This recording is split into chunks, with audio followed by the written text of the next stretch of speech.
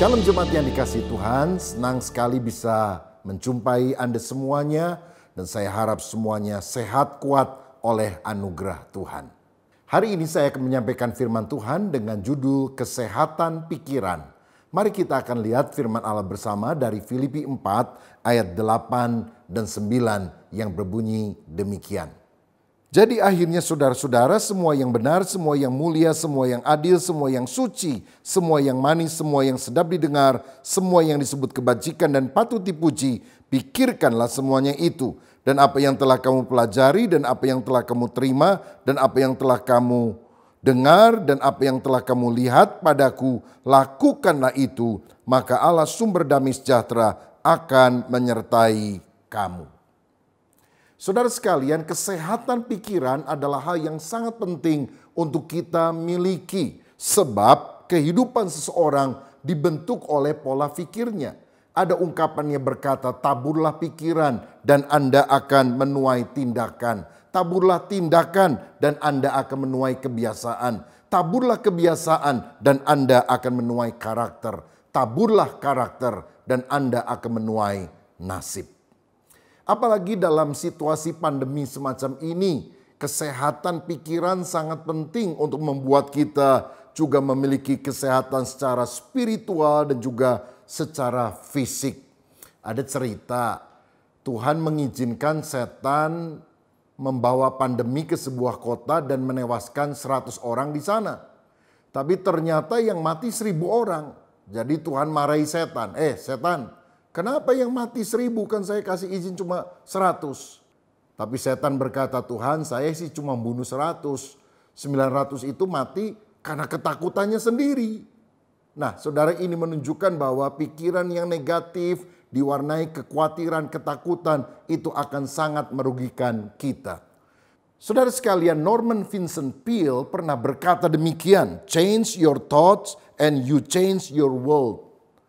Ubahlah pola pikirmu dan engkau akan mengubah dunia yang ada di sekitarmu. Senada dengan itu, Marcus Aurelius, seorang yang pernah menjadi kaisar Roma, pernah berkata, the happiness of your life depends upon the quality of your thoughts. Jadi kebahagiaan dalam hidup kita tergantung daripada kualitas daripada pikiran kita. Jadi kita harus memiliki pikiran yang sehat, pikiran yang benar. Dalam Amsal 23 ayat yang ke-7a, firman Allah juga berkata demikian. Sebab seperti orang yang membuat perhitungan dalam dirinya sendiri, demikianlah ia. As a man think in his heart, so is he. Kita akan menjadi orang seperti yang kita pikirkan. Karena pikiran itu penting, dalam Roma 12 ayat yang kedua, Tuhan menyampaikan pesan yang berbunyi demikian.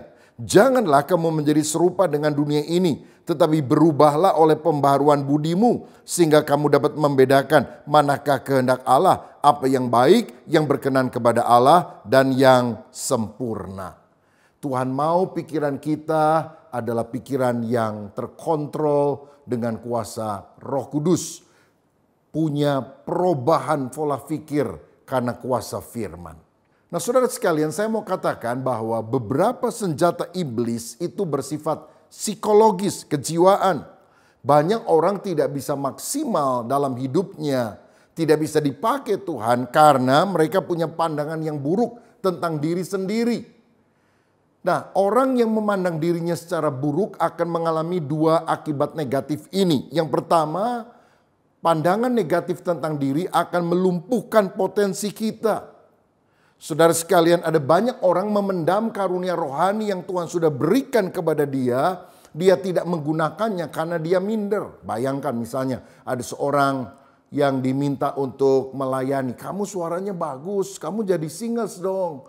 Aduh enggak, saya suaranya jelek kayak bebek. Lalu ada orang lain bilang sama temannya, udah kamu pelayanan sekolah minggu, pelayanan untuk anak. Kamu kan bisa dipakai Tuhan di sana. Aduh jangan, wajah saya kriminal. Begitu saya masuk kelas, kabur semua, nangis semua anak-anak. Sehingga potensi apa yang dimiliki oleh seseorang Karena dia berpikir negatif, tidak akan pernah maksimal. Tetapi berikutnya, kalau kita juga memiliki pandangan yang negatif tentang diri sendiri, itu akan menghancurkan hubungan kita dengan orang lain. Orang jadi minder, mengisolir diri, padahal Tuhan berkata, engkau berharga di mataku, aku mengasihi engkau. Saya ambil contoh, misalnya ada seorang istri yang selalu berpikir negatif tentang dirinya, padahal suaminya sangat mencintai dia. Lalu ketika istri bikin makanan, masak, suaminya bilang, thank you ya, masakan kamu enak sekali. Istrinya malah bilang apa? Aku tahu, saya nggak bisa masak karena itu kamu cuma menghibur saya aja. Enggak kok, makanan kamu enak banget. Ah udahlah, kamu pasti pura-pura tentang itu. Loh, saudara sekalian, dipuji malah ditanggapi negatif. Kalau suami pergi ke toko dan memberikan pakaian pada hari ulang tahun istrinya, pakaian yang mahal, yang bagus, begitu dibuka, istrinya bilang, apa? Kamu itu ingin saya berpakaian seperti pacar kamu yang dulu itu ya? Loh, sampai suaminya bingung. Enggak, kamu kan ulang tahun, aku ingin membahagiakan kamu. Ah, enggak, pasti kamu ingin saya berpakaian seperti dia dulu. Saudara, betapa merugikannya kalau kita punya pikiran yang negatif. Itu sebabnya Rasul Paulus di dalam Filipi pasal 1 sampai pasal 4 itu mengajarkan tentang bagaimana kita punya kesehatan pikiran. Nah, saya ingin ajak saudara melihat beberapa ciri dari orang yang punya kesehatan pikiran. Yang pertama, orang yang memiliki pikiran yang sehat belajar melihat kebaikan dalam diri orang lain. Filipi 1 ayat 3 dan 4 berkata, aku mengucap syukur kepada Allahku setiap kali aku mengingat kamu. Dan setiap kali aku berdoa untuk kamu semua, aku selalu berdoa dengan sukacita. Mengapa setiap kali Paulus mengingat jemaat Filipi, dia selalu bersyukur, dia selalu bersukacita? Apakah mereka adalah orang-orang yang sempurna, tidak ada kekurangan kelemahan? Tentu ada. Tetapi kita perlu belajar hal ini. Kalau kita fokus pada kelemahan seseorang, kita akan jengkel. Tapi kalau kita fokus pada kelebihan seseorang, akan muncul rasa ucapan syukur dan sukacita di dalam kehidupan kita. Karena itu betapa pentingnya kita untuk memiliki pikiran yang baik terhadap orang lain. Jangan suka berasumsi buruk. Sebab ketika kita menekankan keburukan seseorang, maka keburukannya akan muncul. Tapi sebaliknya kalau kita menekankan kebaikan seseorang, kebaikannya yang akan timbul. Kalau Anda punya anak, lalu nilainya jelek, do, re, mi, fa, mi, re, do. Jelek terus nilainya. Kalau dapat nilai ulangan 6 aja sekali, wah syukuran, seluruh kelas diundang. Karena apa? Untuk pertama kalinya dia dapat nilai 6. Nah, kalau kita lihat anak model seperti itu dan kita bilang anak bodoh, anak tolol, dia makin stres. Dia justru akan menjadi seperti yang Anda ucapkan. Tapi kalau kita berkata, Tuhan pasti memberi hikmat kepadamu. Ayo maju terus nak, kamu pasti jadi anak yang pinter, diberkati Tuhan. Maka harga dirinya akan muncul. Dia menjadi rileks dan akhirnya nilai-nilainya akan bertambah baik. Satu kali ada seorang yang suaranya bagus, seorang wanita yang dipersunting oleh seorang guru olah vokal. Wah pas kan ya, satu pinter nyanyi, satu guru nyanyi. Tapi heran setelah mereka menikah, si istrinya itu jarang nyanyi, saudara sekalian. Sampai akhirnya 3 tahun kemudian suaminya meninggal dan setahun berikutnya istrinya menikah lagi dengan orang lain. Dan orang lain ini ternyata adalah seorang tukang ledeng. Tapi aneh setelah menikah dalam pernikahan kedua, justru wanita ini malah jadi penyanyi yang suaranya direkam dan akhirnya dijual. Banyak orang yang membeli rekaman tersebut dan dia menjadi penyanyi yang ternama. Lalu wartawan tanya kepada dia, kamu ini kok aneh, dulu suami kamu guru olah vokal, kamu jarang nyanyi. Sekarang suami kamu adalah tukang ledeng, kamu nyanyi terus. Kenapa? Oh gini, suami saya yang pertama itu pinter sekali, ngerti teori musik. Jadi begitu saya nyanyi, dia langsung mencela saya. Fals, pitch control kurang. Terlalu vibrasi suaranya. Jadi akhirnya saya males karena tiap kali nyanyi dikritik. Sekarang kan suami saya nggak ngerti musik. Dia cuma denger kalau masang pipa ledeng, air mengalir, besi ketemu sama besi. Lalu ketika dia pulang ke rumah, dia dengar suara nyanyi. Wah, dia pikir suara saya ini bagus sekali. Dia motivasi saya, dia dorong saya. Kamu bagus sekali. Rasa percaya diri saya timbul. Dan akibatnya saya menjadi penyanyi terkenal. Saudara, dari sini kita perlu belajar untuk melihat kebaikan pada diri orang lain. Coba kalau saudara hari ini ada di rumah, jangan mencela suamimu atau istrimu atau anakmu atau keluargamu yang lain. Belajar menghargai, memberikan pujian dan selalu bersyukur karena mereka adalah pemberian terbaik yang Tuhan telah berikan dalam hidup saudara. Saudara sekalian, hal kedua yang merupakan ciri orang yang pikirannya sehat adalah belajar mengambil hikmah dalam setiap kesulitan. Filipi 1 ayat 12 berkata, "Aku mengendaki saudara-saudara supaya kamu tahu bahwa apa yang terjadi atasku ini justru telah menyebabkan kemajuan Injil." Ini adalah kesaksian Paulus di dalam penjara. Dia bilang justru karena aku ada dalam penjara, aku bisa memberitakan Injil kepada orang-orang di dalam penjara. Sehingga mereka bertobat. Dan di ayat 14 dia berkata, malah orang-orang lain, murid-murid yang tidak pernah di penjara, makin berkobar-kobar untuk memberitakan Injil. Karena mereka pikir, paling banter di penjara seperti Paulus. Di penjara pun bisa memberitakan Injil. Sehingga mereka makin mau memberitakan firman Tuhan. Jadi kita melihat di sini, penjara bagi Paulus itu bukan hal yang menyenangkan tentunya. Tapi di balik kesulitan, masalah, penderitaan, ada rancangan Allah yang indah yang melampaui akal kita. Sehingga itulah yang membuat kita bertahan di tengah kesulitan yang ada.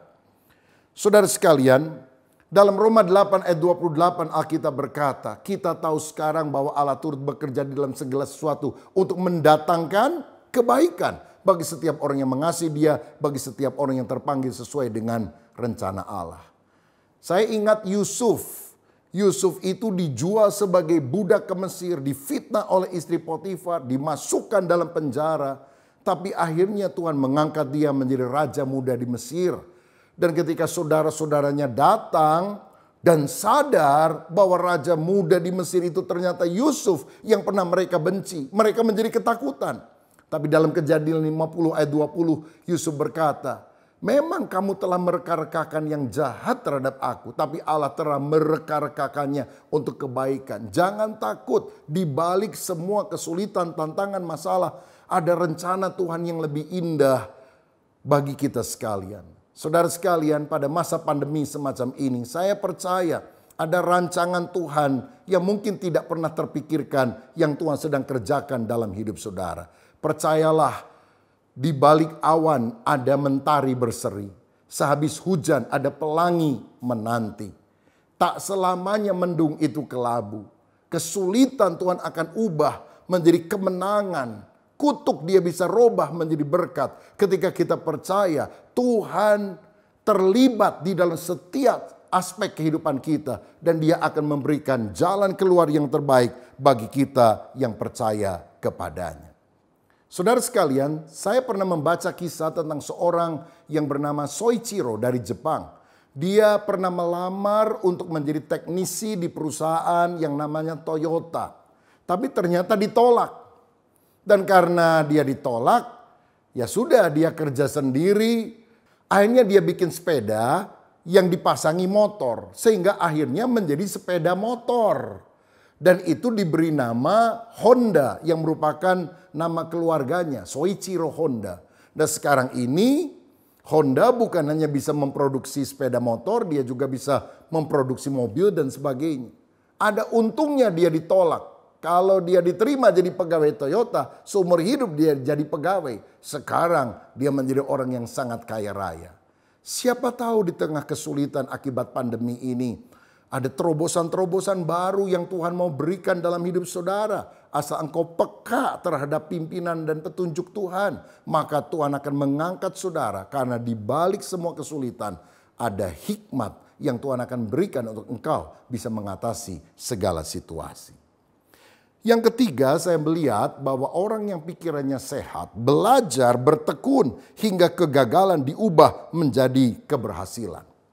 Dalam Filipi pasal yang kedua ayat yang kelima, firman mendorong kita untuk memiliki pikiran dan juga perasaan seperti yang dimiliki oleh Kristus Yesus. Apa yang dialami oleh Kristus? Ayat 8 dan 9 berkata demikian. Dan dalam keadaan sebagai manusia ia telah merendahkan dirinya dan taat sampai mati, bahkan sampai mati di kayu salib. Itulah sebabnya Allah sangat meninggikan dia dan mengaruniakan kepadanya nama di atas segala nama. Saudara, pada waktu Yesus mati tampaknya dia adalah orang yang gagal, muridnya kocar-kacir, riwayatnya tamat, habis. Tapi ternyata pada hari ketiga dia bangkit kembali dan akhirnya orang-orang percaya bahwa Yesus adalah Tuhan karena dia bisa mengalahkan kematian. Saya percaya orang yang beriman kepada Yesus juga harus memiliki sikap ini. Bahwa mungkin orang menganggap kita gagal. Tetapi kalau kita bertekun ulet, kegagalan bisa diubah menjadi keberhasilan. Amsal Sulaiman 24 ayat 16 berkata demikian. Sebab 7 kali orang benar jatuh, namun ia bangun kembali, tetapi orang fasik akan roboh dalam bencana. Daud adalah orang yang pernah gagal dalam hidupnya. Dia pernah berzina. Petrus pernah gagal dalam hidupnya. Dia pernah menyangkal Tuhan sampai 3 kali. Tetapi mereka bangkit kembali. Para juara bukanlah orang yang tidak pernah kalah. Para juara hanyalah orang yang tidak pernah menyerah. Ever onward, no retreat. Maju terus. Pantang mundur, maju tak gentar. Karena gentar tak maju, saudara. Tuhan menetapkan langkah-langkah orang yang hidupnya berkenan kepadanya. Apabila ia jatuh, tidak sampai tergeletak. Sebab Tuhan akan menopang tangannya. Saudara mungkin bisa mengalami kesulitan, terpuruk. Tapi ingat, engkau bisa knock down. Tapi tidak pernah knock out. Karena Tuhan yang menopang tangan kehidupan kita. Jadilah orang yang gigih di dalam kehidupan ini. Kegagalan justru bisa membuat kita menjadi orang yang punya karakter lebih baik. Punya keuletan, kegigihan, tahan uji. Yang akhirnya mendatangkan kemenangan di dalam kehidupan kita. Jadi hari-hari ini kalau saudara sedang mengalami kesulitan, jangan frustrasi. Oh, Tuhan sedang memproses karakter kita. Sehingga pada waktunya engkau akan lebih daripada pemenang. Saya pernah membaca kisah ada seorang anak sekolah bodoh banget. Lalu satu kali kepala sekolah bilang begini kepada anak ini. Nak, Bapak titip ini ya surat, kamu nggak boleh baca, biar ibu kamu di rumah baca. Baik Pak. Jadi ketika dia sampai di rumah, dia bilang, Mama ada surat dari kepala sekolah. Apa isinya? Nggak tahu, Mama yang baca. Begitu mamanya baca, kaget dia saudara sekalian. Lalu anaknya bilang, ngomong apa kepala sekolah mah? Ini kepala sekolah bilang kamu itu terlalu pinter. Jadi guru-guru kewalahan untuk ngajar kamu. Dia minta mama saja yang langsung ngajarin kamu. Jadi besok kamu nggak usah sekolah lagi. Oh ya udah, kalau saya diajar sama mama, wah saya tambah seneng. Saudara sekalian, jadi anak itu kemudian tidak pernah sekolah lagi, dia diajar oleh ibunya. Akhirnya anak ini menjadi orang yang sangat sukses di dalam hidupnya. Menjadi penemu yang terkenal, menjadi orang yang berhasil.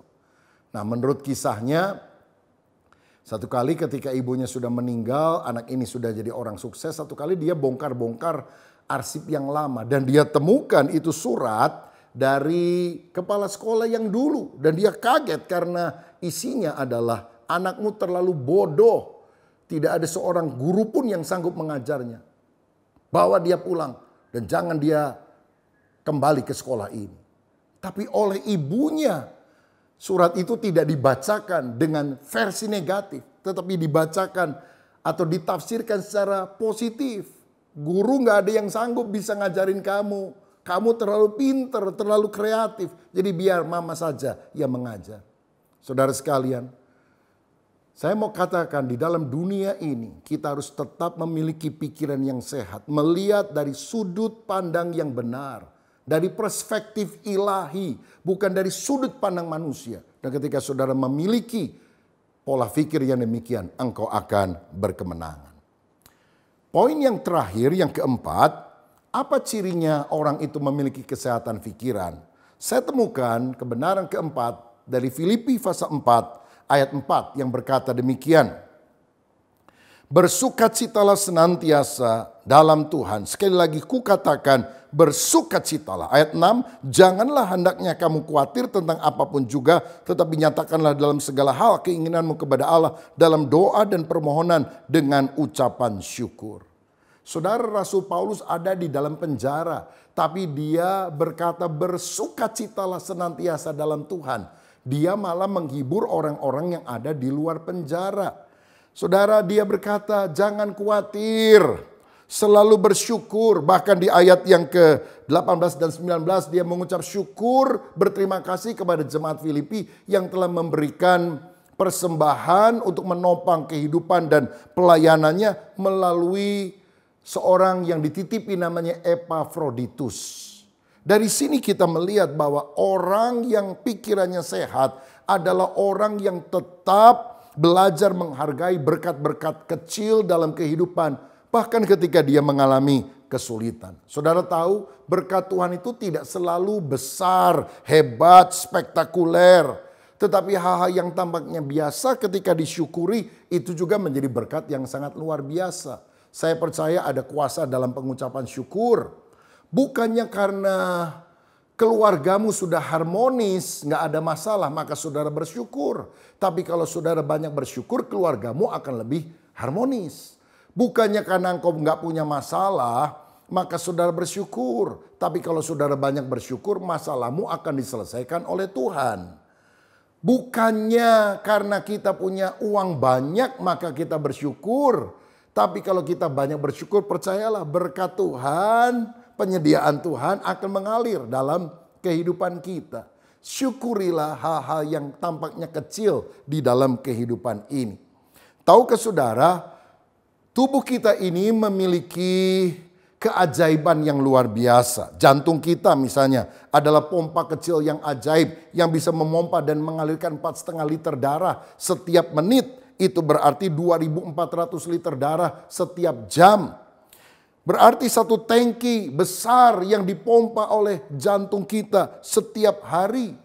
Dan jantung kita kuat terus memompa 70 tahun, 80 tahun, 24 jam sehari. Nggak ada henti-hentinya.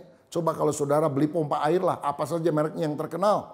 Saudara pakai 7 hari seminggu, 24 jam sehari, 30 hari sebulan, bung, jebol tuh.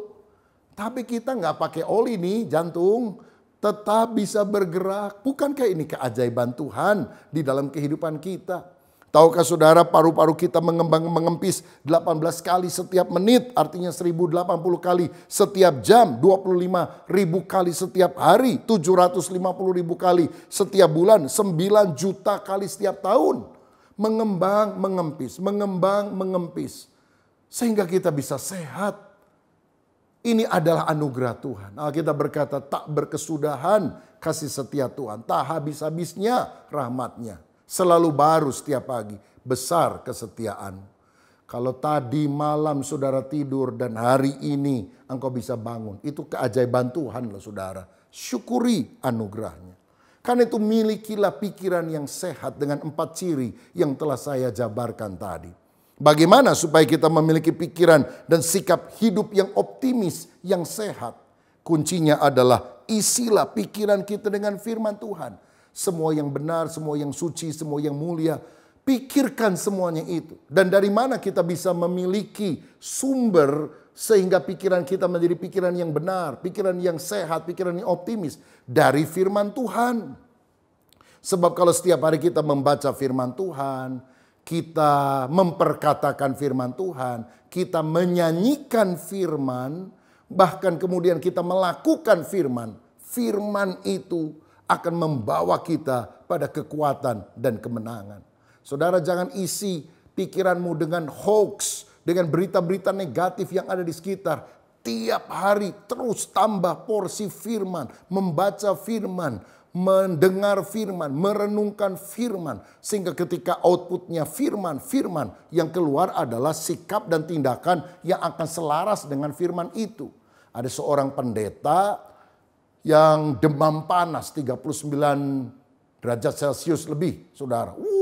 Panas menggigil sampai ngigau. Dan waktu dia mengigau ngomong gak sadar, dia ngomong gini, Tuhan adalah gembalaku, tak akan kekurangan aku. Pergilah, jadikan semua bangsa muridku. Kenapa ngomongnya begitu? Karena tiap hari diisi dengan firman. Firman yang keluar waktu dia mengigau ayat firman. Kalau nanti malam ya, misalnya saudara panas badan 39 derajat Celcius, lalu saudara mengigau, kira-kira ngomongnya apa? Wah, jangan sampai ngomongnya enggak saudara sekalian. Karena itu isi pikiran kita dengan firman. Dan saya percaya seperti yang Paulus katakan, ketika kita mengisi pikiran dengan firman, melakukan di dalam kehidupan kita, ada kemenangan yang Tuhan berikan. Saudaraku, milikilah pikiran yang sehat di dalam Kristus. Karena itulah kunci berkemenangan. Dan firman Tuhan adalah kuncinya untuk kita selalu memiliki kesehatan pikiran. Tuhan Yesus memberkati kita semuanya. Amin.